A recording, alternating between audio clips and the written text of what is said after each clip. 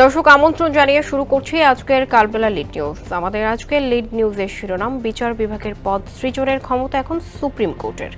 প্রতিবেদন করেছেন কবির হোসেন। দর্শক, এবার জানাবো বিস্তারিত। বিচার বিভাগের পদ সৃজনের ক্ষমতা সুপ্রিম কোর্টের আপিল বিভাগের একজন জ্যেষ্ঠ বিচারপতির নেতৃত্বাধীন কমিটির হাতে ন্যস্ত করে বিধিমালা জারি করা হয়েছে। কমিটিতে জনপ্রশাসন, অর্থ ও আইন মন্ত্রণালয় সচিবকে প্রতিনিধি রাখতে হবে। এছাড়া জুডিশিয়াল সার্ভিস গঠন বিধিমালা 2025 নামে জারি করা এই বিধিমালায় জুডিশিয়াল সার্ভিসের বিচারিক ও প্রশাসনিক পদগুলোকে ক্যাডার পদ হিসেবে উল্লেখ করা হয়েছে। পাশাপাশি সার্ভিসের পদগুলোকে রাজস্ব খাতে স্থায়ীভাবে সৃজনেরও বিধান করা হয়েছে। সংশ্লিষ্টরা জানান, আগে যে কোনো বিচারকী পদ সৃজন হতো প্রাথমিকভাবে 3 বছরের জন্য, পরে তা ধীরে ধীরে জনপ্রশাসন সহ অন্যদের অনুমোদনের ভিত্তিতে স্থায়ী হতো। কিন্তু এখন বিচারকদের যে কোনো পদ সৃজন হবে স্থায়ীভাবে। ফলে বিচারকদের পদ সৃজনের জন্য এখন থেকে বিচার বিভাগে আর প্রশাসনের দ্বারস্থ হতে হবে না। রাষ্ট্রপতির আদেশক্রমে আইন ও বিচার বিভাগ থেকে গত সোমবার রাতে এই বিধিমালা জারি করা হয়েছে। আপনার এসির গ্যাসের সমাধান হলো SGS ও CNS সার্টিফাইড ফোরন রেফ্রিজারেন্ট গ্যাস, যার বিশুদ্ধতা 99.8%। ফোরন, শান্তি যেখানে, নিঃশ্বাসে। সংশ্লিষ্টরা বলছেন, বিচার বিভাগে পৃথককরণ সংক্রান্ত ঐতিহাসিক মাজদার হোসেন মামলার রায়ের আলোকে এই বিধিমালা জারি করা হয়েছে। ওই রায়ে বিচার কর্ম বিভাগকে বাংলাদেশ সিভিল সার্ভিসে অন্তর্ভুক্ত করাকে সংবিধান পরিপন্থী ঘোষণা করা হয়। রায়ে জুডিশিয়াল সার্ভিসকে একটি স্বতন্ত্র সার্ভিস হিসেবে গড়ে তোলার নির্দেশনা দেওয়া হয়। পাশাপাশি দেশে ন্যায় বিচার ও আইনের শাসন প্রতিষ্ঠায় জুডিশিয়াল সার্ভিসকে রাষ্ট্রের অন্যান্য সার্ভিস থেকে উন্নত হিসেবে গড়ে তোলারও বিধান রয়েছে ঐতিহাসিক এই রায়ে।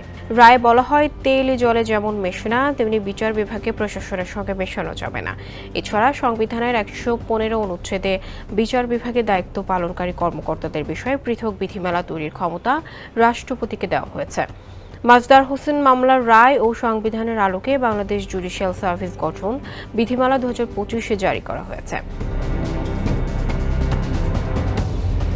বিধিমালার 5 বিধিতে এই সার্ভিসের পদ সৃজন বিষয়ে বলা হয়েছে, 5.1 উপবিধি অনুসারে বিচারিক পদ সৃজনের ক্ষেত্রে আপিল বিভাগের কর্মে জ্যেষ্ঠ বিচারপতির সভাপতিত্বে সুপ্রিম কোর্টের আপিল বিভাগের একজন, হাইকোর্ট বিভাগের 2জন বিচারপতি, জনপ্রশাসন মন্ত্রণালয়, অর্থ বিভাগ এবং আইন ও বিচার বিভাগের সচিব, সিনিয়র সচিবদের সমন্বয়ে বিচারিক পদ সৃজন কমিটি গঠন হবে। ওই পদ সৃজনের ক্ষেত্রে কমিটির সুপারিশ চূড়ান্ত বলে গণ্য হবে। 5.2 উপবিধিতে বলা হয়েছে, সার্ভিসের পদ সৃজনের ক্ষেত্রে বিচারিক পদ সৃজনের ক্ষেত্রে বিচারিক পদ সৃজন কমিটির সুপারিশ বাস্তবায়নে আইন ও বিচার বিভাগ রাষ্ট্রপতির কাছে সারসংক্ষেপ উপস্থাপন করবে এবং অনুমোদিত সারসংক্ষেপ অনুযায়ী চূড়ান্ত আদেশ জারি করবে। সংশ্লিষ্টরা জানান, আগে বিচার বিভাগের পদ সৃজনের জন্য প্রথমে জনপ্রশাসন মন্ত্রণালয়ে প্রস্তাব পাঠানো হতো। জনপ্রশাসনের অনুমোদনের পর তা অর্থ মন্ত্রণালয় এবং অর্থ মন্ত্রণালয়ের অনুমোদনের পর তা সচিব কমিটির অনুমোদনের প্রয়োজন হতো। সচিব কমিটির অনুমোদনের পর প্রধানমন্ত্রীর কার্যালয় হয়ে এটি চূড়ান্ত হতো। আর এই দীর্ঘ প্রক্রিয়া পার হতে মাসের পর মাস, এমনকি বছর পেরিয়ে যেত।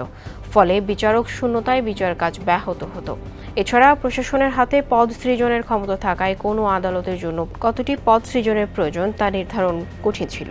সুপ্রিম কোর্টের আপিল বিভাগের একজন বিচারপতির নেতৃত্বাধীন কমিটির হাতে এই ক্ষমতা আসায় এসব সমস্যা দূর হবে বলে মনে করছেন সংশ্লিষ্টরা।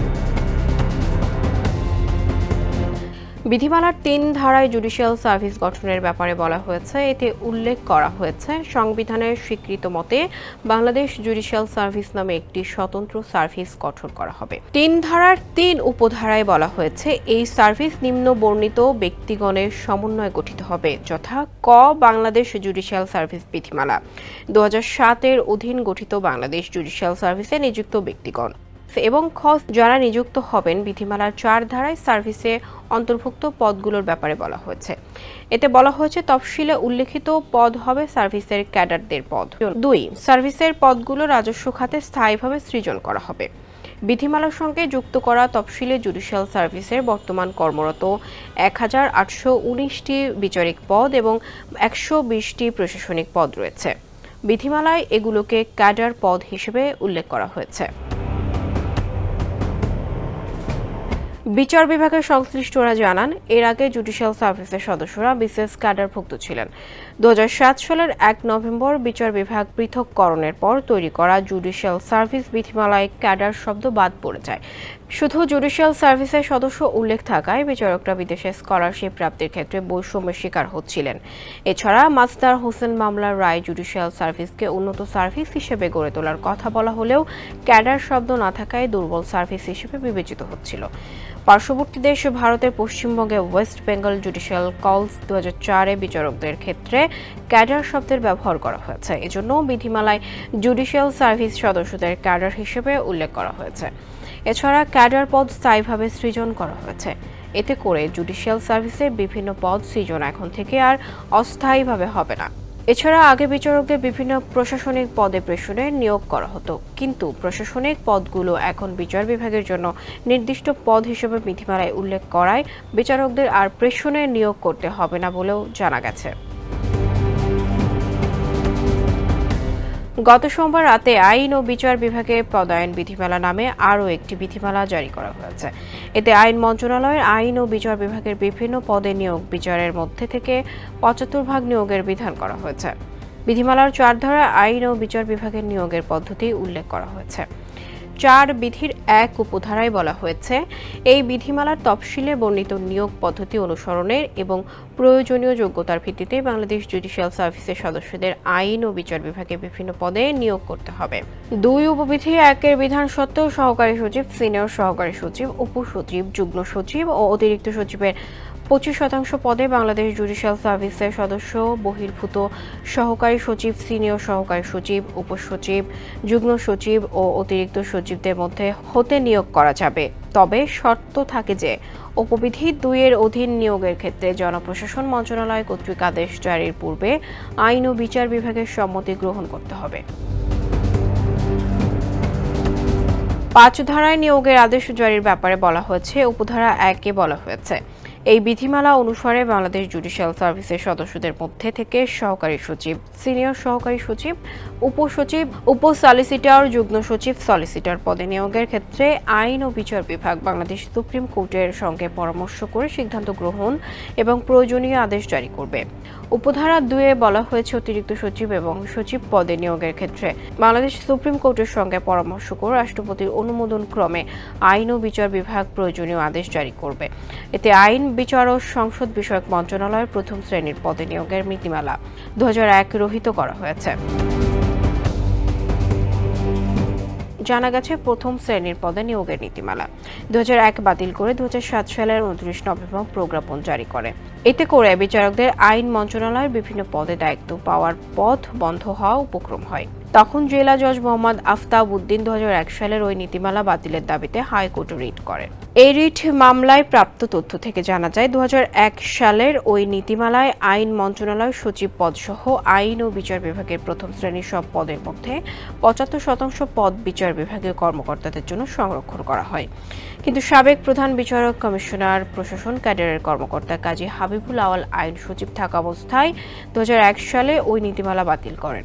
হাইকোর্ট নীতিমালাটি বিশেষ উদ্দেশ্যে বাতিল করা হয়েছে মর্মে রায় দিয়ে নীতিমালাটি বহাল করেন। পরে আপিল বিভাগ 2009 সালে হাইকোর্টের রায় বহাল রাখেন। একই সঙ্গে এই নীতিমালার আলোকে একটি আইন করার কথা বলেন। আইন না হওয়া পর্যন্ত নীতিমালাটি বহাল রাখা হয়। রায়ের ওই পর্যবেক্ষণ অনুযায়ী সোমবার এই পদায়ন বিধিমালা জারি করেছে বলে সূত্র জানায়। এ বিষয়ে জুডিশিয়াল সার্ভিস অ্যাসোসিয়েশনের সাবেক মহাসচিব, সাবেক সিনিয়র জেলা ও দায়রা জজ মোহাম্মদ শাহজাহান সাজু বলেন, বিচার বিভাগের পদ সৃজনের ক্ষমতা বিচার বিভাগের হাতে থাকবে, এটাই স্বাভাবিক। মাসদার হোসেন মামলা রায়ের আলোকে পদ সৃজনের স্বাধীনতা সহ আরও অনেক ক্ষেত্রে স্বাধীনতা থাকার কথা, কিন্তু বিচার বিভাগ আজও সব ক্ষেত্রে স্বাধীন হয়নি। ধীরে হলেও পদ সৃজনের স্বাধীনতা সুপ্রিম কোর্টের হাতে এসেছে। এতে করে বিচার বিভাগ স্বাধীনভাবে পদ সৃজন করতে পারবে, বিচার বিভাগের কাজে গতি আসবে। সরকারের এই উদ্যোগকে সাধুবাদ জানাই। এ বিষয়ে বাংলাদেশ জুডিশিয়াল সার্ভিস অ্যাসোসিয়েশনের বর্তমান মহাসচিব মোহাম্মদ মাজহারুল ইসলাম বলেন, বিচারিক পদ সৃজনের ক্ষেত্রে কমিটি গঠন বিধিমালাটির অন্যতম উল্লেখযোগ্য একটি দিক। অধীনস্থ আদালতের বিচারিক পদ সৃজনের ক্ষেত্রে প্রাতিষ্ঠানিক যে জটিলতা ছিল তা এই বিধিমালার মাধ্যমে দূর হবে বলে মনে করি। জুডিশিয়াল সার্ভিস গঠন বিধিমালা 2025 বিচার বিভাগের প্রাতিষ্ঠানিক উৎকর্ষে একটি মাইল ফলক হিসেবে বিবেচিত হবে।